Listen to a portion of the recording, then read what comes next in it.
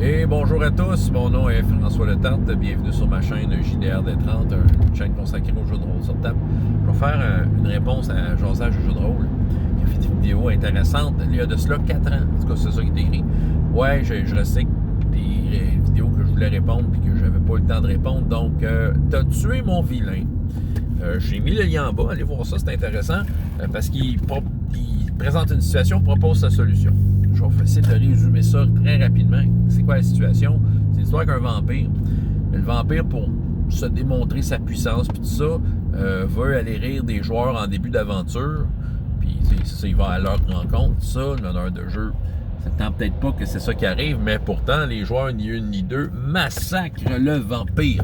Ce qui fait que ça débalance un peu les plans. Visiter le château du vampire dans ces conditions-là, c'est moins intéressant. Techniquement, fait que ce qu'il dit, c'est c'était peut-être pas vraiment le vrai vilain, il y en a un autre en fait, lui c'était juste comme un envoyé du vrai. Puis là, il recycle un peu les mêmes stats, et voilà. Fait que là, on peut faire l'aventure complète, c'est ça. C'est une technique qui est très valable, que j'ai utilisée moi-même à plusieurs reprises. Tu dis que finalement, il y a toujours quelqu'un au-dessus, il y a toujours un plus gros poisson qui va te manger, t'sais. Fait que ça c'est très très valable, j'avoue que c'est très facile à utiliser. J'avoue que moi, personnellement, j'ai commencé à moins en moins de faire ça, même je me souviens pas de la dernière fois que j'ai utilisé cette technique-là, parce que je commence à avoir un autre angle. L'histoire de c'était pas vraiment le vrai boss, je sais pas, je suis pas à l'aise avec ça, ça fait comme genre, c'était un coup de pratique, tu sais, c'est ça, c'était pas vraiment ça, non, c'était un coup de pratique, c'est comme si t'allais jouer au baseball, là, t'étais avec ton bâton prêt à frapper à la balle, puis la game est commencée, là, tu sais. Les Orioles de je sais pas trop quoi contre les Red Sox de je sais pas trop où. Go, la balle à part. Puis le gars, il swing dans le beurre. L'arbitre dit prise. Puis le batteur dit non, mais hey, wow, c'était un coup de pratique. Donc la game est vraiment commencée. T'sais. Dans le fond, assume ta prise. Donc, pour en revenir à mon angle, c'est oui, ils l'ont tué le boss. Qu'est-ce que je te dise? En fait, probablement que dans le vilain, dans sa tête à lui, dans son aventure à lui, dans son module qu'il jouait, c'était ça. Pour lui, c'était sa finale à lui. Là. C'était peut-être pas celle des joueurs, c'était peut-être pas celle du meneur de jeu, mais dans sa tête, c'était sa finale à lui. Si il a été assez imprudent pour arriver face au personnage joueur, puis se faire massacrer de même. Fait que, tu sais, moi, je suis plutôt du genre, c'est ça qui est arrivé. OK. Oui, il peut y avoir un plus gros poisson, mais il ne faudrait pas que ça soit comme juste la version vraie d'un supposé coup de pratique. T'sais. Moi, si j'irais plus comme, OK, mais il y a des conséquences à ça, parfait, les joueurs, le château est là, hey, le boss n'est plus là, OK, il y a une coupe d'SB, tout ça, ils sont déstabilisés, leur patron il est plus là, fait que les joueurs vont looter le château.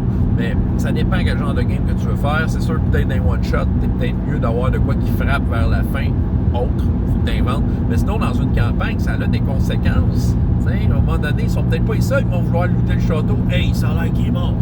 Mettons, il va tout. Fait que là, c'est sûr que là, t'as des factions, t'as du monde qui s'en mêle, tout ça. Ça peut avoir des conséquences qui sont en fait plus intéressantes. Mais c'est ça. Puis les joueurs peuvent se vanter, gars, le boss était faible, tout ça. Ça fait que, tu peux avoir d'autres ennemis qui vont vouloir mettre les personnages au défi. Ou il peut y avoir une histoire de vengeance, mais tu sais, c'est ça. C'est pas juste de recycler le bonhomme, c'est de créer à partir de ça d'autres conséquences, d'autres issues. Tu sais, les possibilités sont infinies, nettement plus intéressantes. Et non seulement ça, c'est qu'en fait, ça met de la valeur à ce que les personnages ont fait. Ça n'annule pas. C'est ça. Si tu dis juste, mais c'était pas le vrai, il s'en vient. C'est comme de dire, vous avez un peu fait ça pour rien. C'est ça. Le boss, il avait pas à se pointer le nez. Moi, je pense que c'est ça. Quand j'ai à faire ça, teaser des joueurs, exemple, il envoie des messagers. Il envoie des messages, il envoie des messagers, il envoie des mains coupées dans des boîtes là, pour les avertir. Je sais pas, moi, tu sais, des poissons morts. Non, c'est ça.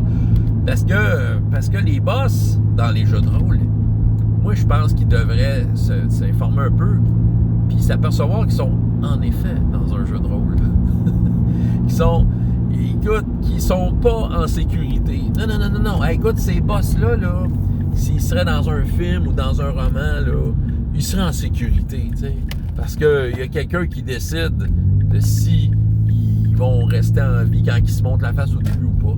Non, non, ils savent très bien que les joueurs de jeux de rôle, et même pas leurs personnages, les joueurs, même s'ils sont vertueux, donneurs d'exemple, donneurs d'espoir au peuple, devant le boss, même dans n'importe quel jeu de rôle, même le plus narrativo, sans MJ, émotif, là, devant le boss, là, ben check bien ça, ton vilain, là, va se faire massacrer comme de la viande hachée. Vous le savez, essayez pas de vous cacher, il n'y aura pas de petite conversation. Non, non, non, non, t'amènes ton boss, les joueurs, ils savent c'est lui. Schlac! Ils vont le couper en deux. Fait que, tu sais, c'est sûr. Fait que c'est pour ça que les boss, c'est pour ça que je me dis, vaut mieux prévenir que guérir, puis pas faire un peu comme dans l'exemple.